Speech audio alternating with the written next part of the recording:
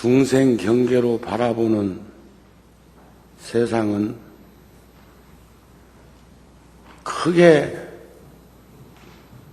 나누어 보면 천 가지 만 가지 다양하게 드러나는 현상도 두 가지쯤으로 이렇게 분류를 할 수가 있습니다.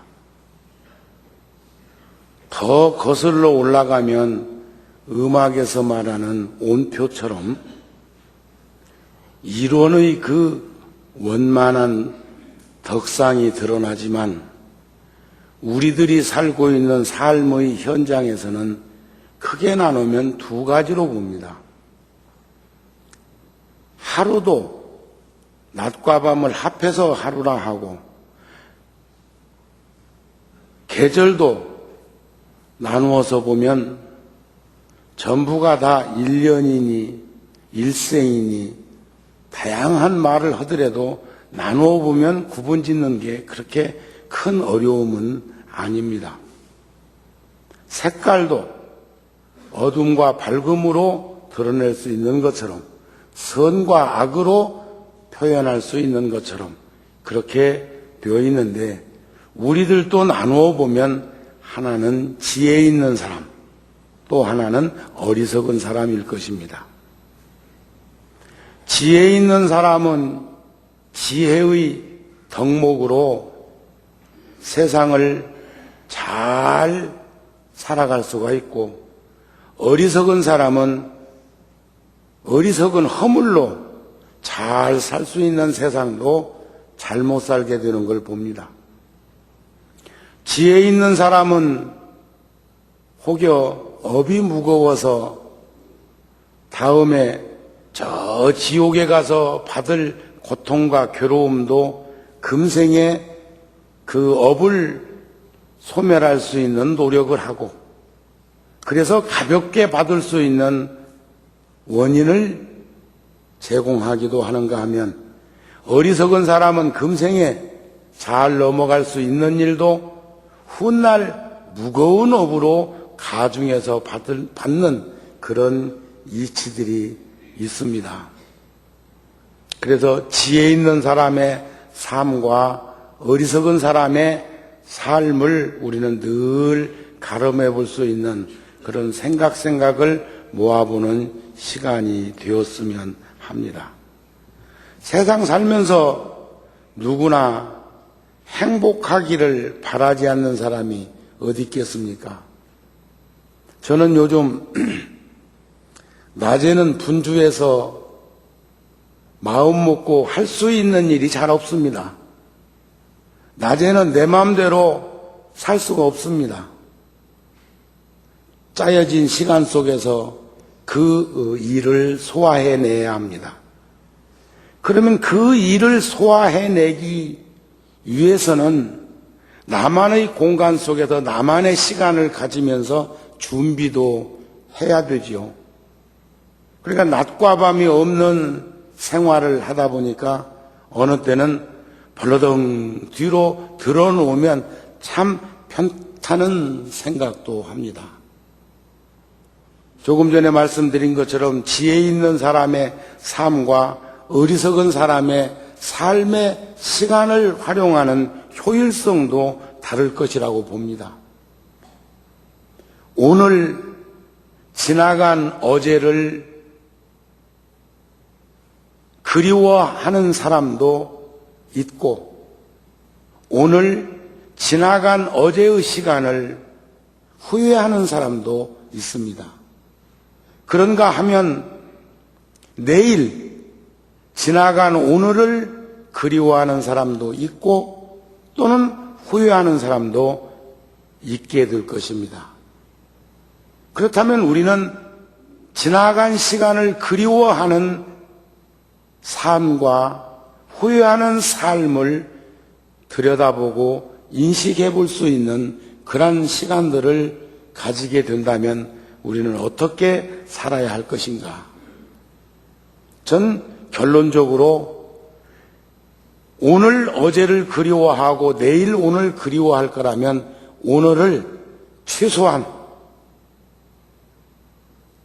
최대한의 삶으로 살아갈 수 있도록 최선의 노력이 필요한 것이 아니겠느냐. 그렇지만 어떻게 하면 그러한 행복을 얻을 수가 있고 어떻게 하면 그런 문제들을 극복할 수 있을 것인가 하는 부분은 분분한 이야기거리로 전개될 수가 있습니다.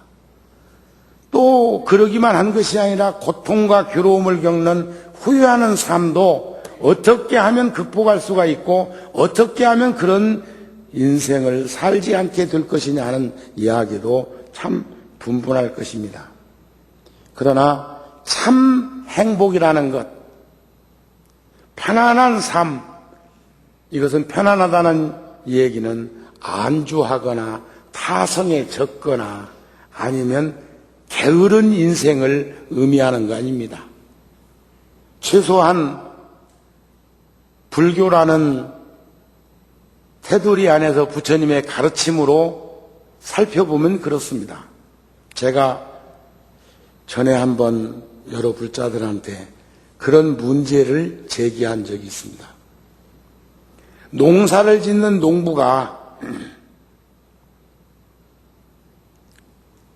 문전옥답과 수고로움을 노력을 해야 하는 논밭과 자갈마당 같은 가시덤불의 논밭이 있다면 어떤 논이나 밭에다가 씨앗을 먼저 뿌리고 농사를 지어야 하겠느냐 하고 물으면 벌써 그 말 들을 때 해답은 다 나왔습니다.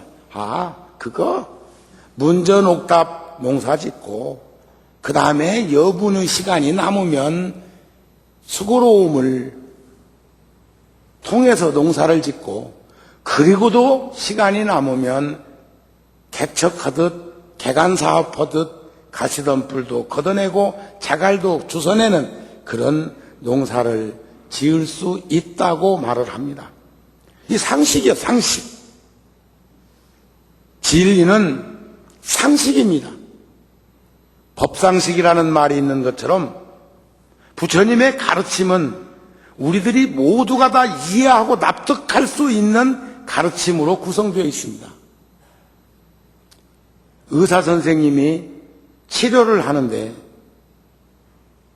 치료하면 나을 수 있는 사람, 반반인 사람, 치료해봤자 명이 돼서 병고가 심화되어서 떠날 사람, 어떤 사람 먼저 치료해야 되겠느냐 하면 여기서는 자기하고 직면되어 있으니까 순서대로 해야 된다고, 또는 급한 사람부터 먼저 손질해야 된다고 이렇게 말할 수 있습니다. 큰 묘한 거예요. 실질적으로는 객관적으로 보면 치료해서 나을 수 있는 사람 치료해야 됩니다. 치료해봤자 명이 다해가지고 병고가 심화돼서 떠날 사람은 치료해서 나을 사람부터 먼저 해줘야 된다고요. 근데 그건 아니라고 그래. 또 시험 문제는 아는 문제부터 풀고 시간 남으면 알쏭달쏭, 그리고도 시간 남으면 모르는 문제를 풀려고 해야 된다는 말에 이성적인 사고로 동의를 합니다. 그런데 자식 문제는 또 심각해집니다. 효순하고 부지런하고 총명하고 그리고 대인관계가 좋은 자식이 있고, 효순하지는 않지만 총명하고 남하고는 잘 지내고 부지런한 아들이 있습니다. 그리고 효순하지도 않고 총명하지도 않고 부지런하지도 않고 대인관계도 좋지 않은 장애자가 있습니다. 그러면 어떤 자식에게 가계를 물려줘야 되겠느냐고 반문하면은요, 이것도 그 어려움을 겪고 있는 자식한테 마음이 더 간다고, 그것을 그 사람에게 전부 물려줘서는 아니 될 건데도 그 자식이 걸린다고 이 얘기를 한다는 겁니다.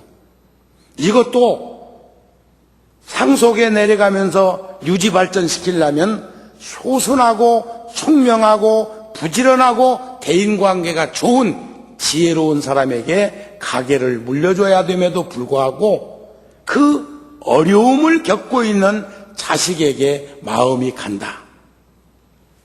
환자가 치료할 때도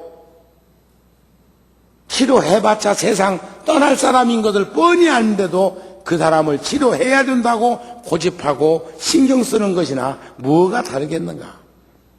이것을 지혜로운 사고로 보면 드러나는 현상은 그대로 보이는데도 불구하고 두 가지는 객관적으로 이해하고 납득하면서도 두 가지는 동의할 수 없다고 얘기하는 이 부분을 우리는 그 문제를 어떻게 극복하고 어떻게 풀 수 있는 지혜를 가질 수 있겠는가. 그것을 오늘 7가지로 정리해서 말씀을 드리고 싶습니다. 참 행복은 밖에 있는 것이 아니라는 말들을 하는데 안과 밖이라는 게 어디 있습니까? 선과 악을 둘로 보고 있지만 본질의 본성품에 가면 하나인 것처럼 행복이라는 것은 안을 떠나서도 밖을 떠나서도 그것은 반쪽짜리 행복일 뿐이라고 우리는 생각해 보면 쉽게 이해가 되지 않을까 싶습니다. 본성의 자리는 안과 밖이 없습니다. 제가 4월 초파일 지나고 여기 와서 법문할 때도 그런 말씀을 드렸는데 승속은 둘이 아니다. 세간과 출세간이 둘이 아니고 낮과 밤이 둘이 아니다. 하루라고 하는 개념으로는 낮을 떠난 밤이 어디 있으며 밤을 떠난 낮이 어디 있으며 하루가 반쪽짜리 낮만 하루이고 밤만 하루일 수가 있겠는가. 자, 이제 우리도 생각을 한번 바꿔보는 그런 전환점의 분기점을 우리는 찾아야 할 것입니다. 부처님 말씀에 모든 세간에는 7가지의 과보가 있다는 말씀을 하셨습니다.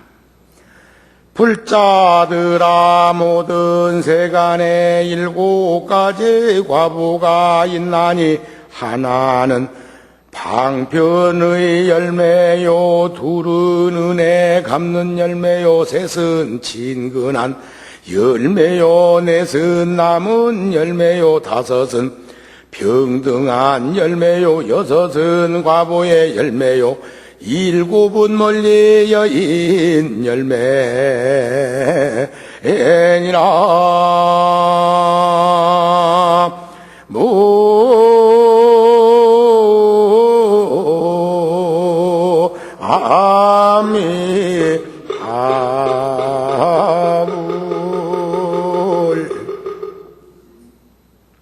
우리가 열매라고 하는 개념을 불교의 전문적인 수로로 보면 그것을 과덕의 자리라고 합니다. 인과법으로 보면 인과응보의 자리라고 표현할 수 있을 것입니다. 그러나 제가 자주 상기해드리는 말씀이 있습니다. 그건 뭐냐면 종자에 대한 개념입니다. 씨앗이 종자이고 열매가 종자입니다. 씨앗은 열매를 따른 것이고 열매는 씨앗을 종자로 삼아서 키운 겁니다. 결실을 맺게 한 겁니다. 결코 씨앗과 열매는 둘이 아니라는 겁니다. 그것을 우리는 열매라고 표현하기도 하고 종자라고 표현하기도 하고 그것을 씨앗이라고도 표현을 해도 이것을 떠난 저것을 떠난 이것이 아닌 것을 볼 수 있어야 합니다. 자, 첫째는 방편의 과라는 거예요.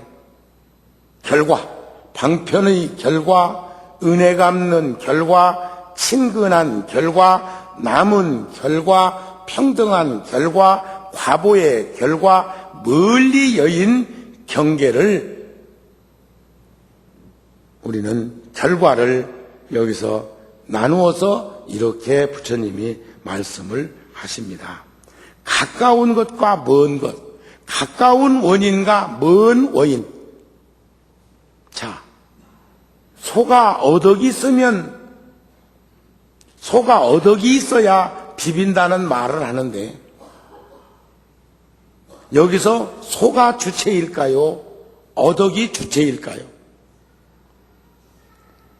경봉 노스님이 20년도 벌써 넘으셨습니다만 열반하신 지가, 참 근대사의 도인이라고 추앙받는 경봉 스님께서 젊은 시절에 만해 한용운 스님이 1945년도에 돌아가셨습니다.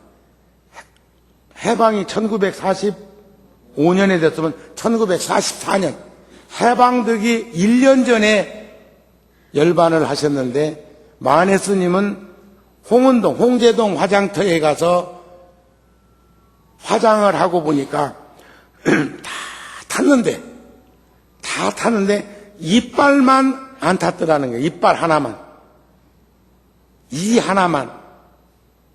물론 사리의 개념이라는 것은 몸과 말과 뜻을 밝히고 개정의 사막을 닦을 때 거기에서 나타나는 현상쯤으로 얘기들을 합니다.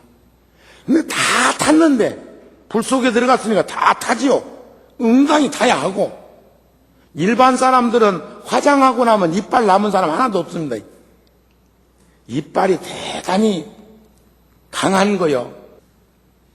그런데 경봉 노스님이 만해 스님께 그 이빨 하나 다 타고 남아서 그 이빨을 거두어서 망우리 공원묘지에, 공동묘지에 가서 묘를 썼지요. 그런데 만해 스님한테 뭐라고 거량을 했느냐? 만해 스님이시여, 성북동에다가 집을 짓고 시무장이라 했으니 소를 찾는다는 말이고, 만해 스님이시여, 목부라 호를 지었으니 소를 키운다는 말인데, 소를 찾는다는 것은 소가 소를 잊어버렸다는 것이요, 소를 키운다는 것은 소를 잊어버리지 않았다는 말인데, 어쩌서 집은 시무장이라 하고 호는 목부라 했는가? 목동이라고 할 때 목자, 목사님이라고 할 때 목자. 에? 그러니까 이름이 반대잖아요. 시무장이라는 것은 소를 찾는 것, 시무도 소를 찾는다는 것, 잃어버렸으니까 찾는다는 말이고, 목부는 소가 있으니까 키운다는 말인데, 소를 찾는 게 맞소, 소를 키우는 게 맞소 하고 편지를 보냈어요. 만해 스님이 대답하시기를, 늙은이가 할 일 없어갖고 부질없이 분주함을 떨었소. 이러니까 답장이 다시 오기를, 그 청와대 뒷산이 삼각산? 삼각산은 첩첩하고 중중한데 차나 한 잔 드시오? 이렇게 해서, 우리는 몰라, 여러분들은 지금 이 말을 내가 제대로 못 전해갖고 공감이 안 되고 납득이 안 되고 이해가 안 가고 접근이 안 되는지는 몰라도, 저는 그 글을 보면서 심장이 멈출 뻔했어요. 84,000 모공이 다 일어났어. 그렇게 좋을까? 그게 선지예요.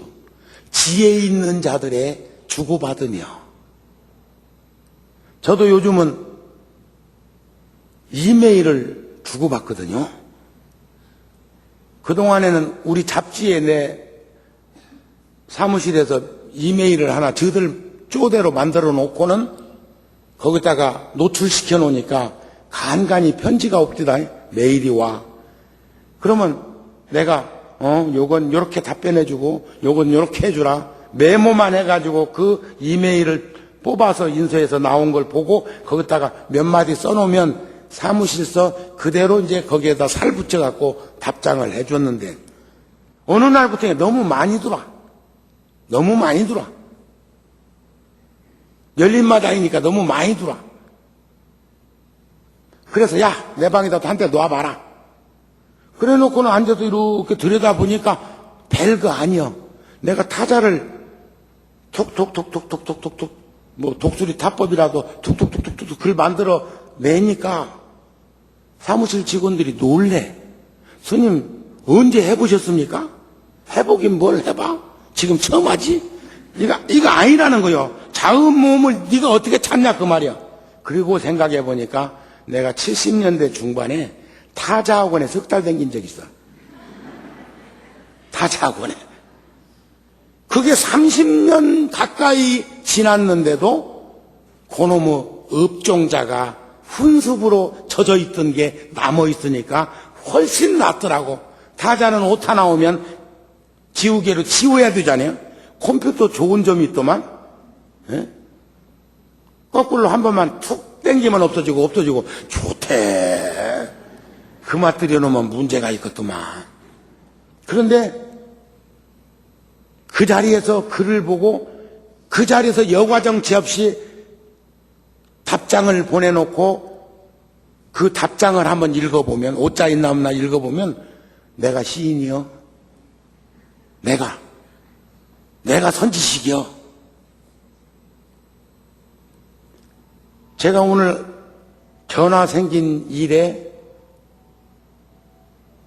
구룡사에서 열애사로 넘어오면서 전화 안 갖고 본 거 처음입니다. 전화. 그런데 오늘 주머니를 뒤져보니까 나는 주머니가 묵직해서 전화를 늦거니 하고 나왔는데 차를 타고 보니까 전화가 없어. 돌아서 갈까? 아니야. 길 막히면 내가 가서 사시기도에 축원 못하는데 그냥 가자. 그러면서 정우야 언제부터 전화냐? 우리가 언제부터 전화야? 천이통만 얻으면 다 아는데, 천한통만 얻으면 다 보는데, 도 닦는 데다가 마음을 써야지. 그놈의 전화기 가지고 천이통을 하고 가자. 이상한 때나 세워갖고 세상 문물들을 접하려고 하지 말고, 내가 선지가 드러나가지고 수행정진을 통해가지고 천한통을 얻으면 다 볼 수 있는데, 그렇게 위로하면서 왔습니다. 위로하면서 오면서도 찜찜이야. 누가 전화 올 사람이 있을 낀데, 그 사람이 전화했다가, 뭐 10시부터 12시까지야 법당에 들어가 있으려니 하겠지만, 혹여 급한 전화가 왔을 적에 내가 못 받으면 어쩌지? 그러다 또 생각을 바꿨고, 아니, 법당에 들어갔을 때도 못 받잖아요. 그래요, 그냥 가자. 가자. 여기서 제가 크게 깨달은 게 있어. 우리가 휴대폰에 노예, 나쁘게 하면 노예, 휴대폰에 매여서 휴대폰을 가지고 있지 않으면 불안한 마음들이 든다는 말을 처음 오늘 느꼈어. 아, 그렇겠구나. 나는 불안하지는 않습니다. 불안하면 도로 들어가서 막 골목 벗어나다가 그랬으니까 도로 가지. 저는 벌써 2번, 3번 양쪽으로 서로 다짐하고 위로하고 확인하고 인식하고 해서 결론을 내리고 편안한 마음으로 돌아왔습니다. 우리가 휴대폰 없으면 불안한 것처럼 가족과 가족이 서로가 종자가 되어서 그렇게 살필 수는 없을까? 휴대폰 전화에 오는 전화만큼 우리가 기다림과 관심과 신경을 거기다가 쓴다는 것을 딴 데다가 생각을 모아서 돌려보면 그 사람이 보살 아닐까?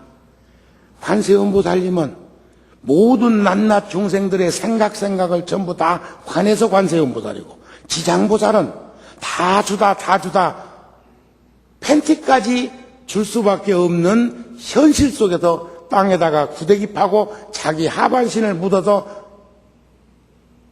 땅지자에다가 감출장자에다 지장 아니에요. 지장보살이 괜히 지장보살이 아니라 땅에다가 자기 몸을 묻었다는 거예요. 왜? 옷 벗어주다가. 상징적으로 표현하자면 그렇습니다. 그런 것들을 이렇게 거두어서 생각해보면 여러분들이 어떻게 가족과 가족, 이웃과 이웃끼리 내가 나한테도 그 정도로 관심을 가지고 아까 처음에 말씀드린 것처럼 환자가 죽을지라도 치료를 받아야 된다고 하는 사람처럼 자식이 정신 지체인데도 불구하고 망난인데도 불구하고 그 사람에게 신경이 쓰여가지고 재산을 물려줘야 된다고 하루아침거리도 안 될 그러한 것들을 물려줘야 되는 그 부모의 심정이 어리석은 사람일까? 지혜로운 사람일까? 그것이 인간적으로 이해되는 것일까? 아니면 그것은 그렇게 해서는 안 되는 일일까? 이것을 상식과 보편성이 결여되지 아니한 상태에서 들여다보면 해답은 명명백백하게 드러나지 않겠습니까? 하는 말씀입니다. 자, 그러면 무엇이 가까운 인이고 무엇이 먼 인일까? 방편의 열매라는 것은 세상 사람들이 가을에 곡식을 많이 거두면 말하기를 이것이 방편의 열매다. 방편이라는 것은 노력을, 지혜 있는 자의 노력을 통해서 얻어지는 결실입니다.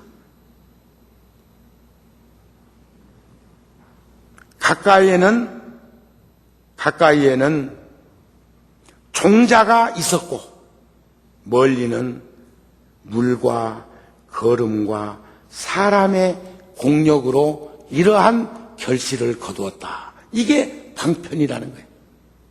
우리가 어떻게 보면 지금 들에 벼농사, 밭에 옥수수 농사, 여러 작물들을 키우고 있지만 그 결실을 맺는 열매가 보살이라 나 갖다 잡수하고 오곡백과가 다 무르익는다고 생각 안 드는데 여러분들은 어떠세요? 농부가 벼농사를 지었을 때 풍년이 들었어. 그러면 그 풍년 들어가지고 막 오롯이 알알이 연글었는데 사람들 보고 갖다 잡수라고 보살도 실천하느라고 그놈이 열매를 맺은 걸까요? 자손 번성하려고 맺은 걸까요? 어떻게 보면 우리가 일정 부분을 착취에다가 먹는 것처럼 뺏어다 먹잖아요. 제가 처음으로 얼마 전에 유럽 영국을 갔다가 간 김에 며칠간 프랑스도 들려보고 저 이태리 로마까지도 내가 잠깐 들려가지고 왔는데 거기서 제가 두 가지의 큰 걸 느끼고 왔다. 하나는 혼란스럽다. 이렇게 자연이 풍요로운 땅에서 왜 너무 수천 년 동안 그러면 구라파 전쟁을 했을까? 우리가 배가 부글부글만 끓으면 구라파 전쟁 났냐 그러잖아요. 유럽이 구라파 아닙니까? 왜 너무 전쟁을 그렇게 많이 했나? 박물관에 가보니까 참 어지간히도 많이 훔쳐다 놨습니다. 나는 배고픈 사람만, 가난한 사람만 남의 물건에 손대는 줄 알았거든. 그랬더니 국가와 국가 간에도 부자 놈도 뵐 수 없었디다. 엄청나게 도둑질해다 놨더만. 혼란스러웠어. 그런데 거기서 내가 깨달은 것은 가난해도 일을 벌리지만 부자도 일을 벌린다. 그거 하나는 내가 깨우침을 받고 왔어요. 두 번 갈 곳 못 되는구나. 이곳은 내가 두 번 와서 도움되지 않는 곳이구나. 그래 50이 넘을 때까지 그렇게 많은 사람들이 그쪽에 한번 안 가겠냐고 했을 때 안 간 것이 그게 내 생각이 옳았구나. 선입주견이 그런지 모르겠어요. 선입주의 느낌이 그랬다는 것입니다. 그래서 첫 번째 방편의 열매에서는 씨앗과 물과 거름과 토양과 농부의 수고로움이 합해져 갖고 방편의 열매를 맺게 한 것이다. 그러면 두 번째 은혜 갚는 열매라는 것, 은혜 갚는 과덕이라는 것은 무엇이겠는가? 세상 사람이 부모에게 공양하면 부모가 말하기를 우리는 지금 낳아 길러준 과보를 받는다고 해.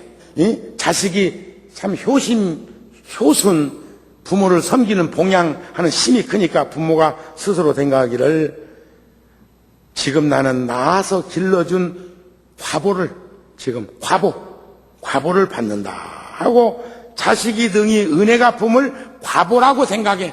내가 키운 그 덕에 네가 나를 이렇게 하는구나. 이렇게 하는데 사실은 가까운 이는 부모의 지난 적에 선한 업으로 자식이 부모한테 잘해.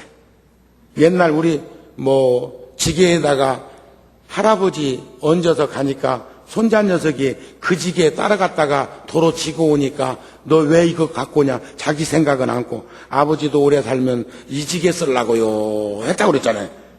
이게 인과응보예요. 참 부모에게 잘하는 부모가 자식으로부터 서름받는 일은 극소수입니다. 부모에게 잘못한 부모에게 효도하는 것은 극소수야. 배운 게 그것뿐인걸. 그리고 무형유형으로 드러나는 그 복력이라는 것이 상대방의 마음을 움직이게 하는 거거든요. 네가 복이 있냐 없냐를 가름하는 잣대는 장애가 얼마나 있느냐하고 관계가 있습니다. 복 있는 사람은 장애가 적습니다. 세상 살아가는데 물론 보왕산매론에 보면 장애 없기를 바라지 말라 그랬지만 어떻게 장애 없는 게 낫지 장애 없기를 바라지 마. 장애 있는 것이 좋아. 장애가 많은 사람은 복이 없는 사람이에요. 복이라고 하는 것은 상대방의 마음을 움직이게 하는 거예요. 뭔 얘기를 했는데 상대방이 움직이지 않는 것은 최소한 그 부분에 대한 내가 복이 없는 거예요. 지난 적에 선업, 좋은 업을 지은 것이 지금 자식이 나한테 잘하는 거예요. 그게 바로 부모에 대한 또 내 자식이 나에게 잘하는 것처럼 나도 부모에게, 부모는 또 부모에게, 또 부모는 부모에게 이렇게 상속되어 온 것이 가까운 인이고 먼 인연은 곧 낳은 바 효자다 이거예요. 낳기를 잘났어. 그러니까 효심이 있지. 그러니까 내가 이렇게 은혜를 갚는 것을 이렇게 부모가 자식이 나한테 잘하는 걸 볼 때도 두 가지로 보면 보인다 이게요. 하나는 내가 과거에 잘한 거 내가 부모님께 잘하고 내가 조상 잘 섬기고 지금 영가들 모시는 게 거의 조상 아닙니까? 지금 여기에서도 어머니와 먼저 가신 누나를 이렇게 생각하는 그 마음, 그게 바로 가까운 원인은 내가 잘한 것이고 그 다음에 먼 원인은 자식을 잘 낳았어.